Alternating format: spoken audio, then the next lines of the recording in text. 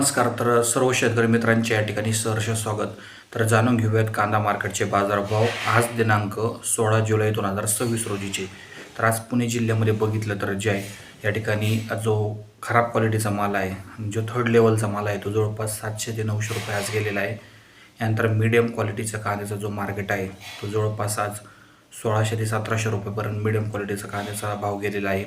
यानंतर जर बघितलं तर जे आहे चांगल्या दर्जाच्या कांद्याला जवळपास 2100 ते 2300 रुपये बाजारभाव मिळालेला आहे. नंतर सुपर एक्स्ट्रा चांगला जो क्वालिटीचा माल आहे, एकदम बिग साईज कांदा, त्याला जवळपास 2600 रुपयापर्यंत मार्केट गेलेले आहे.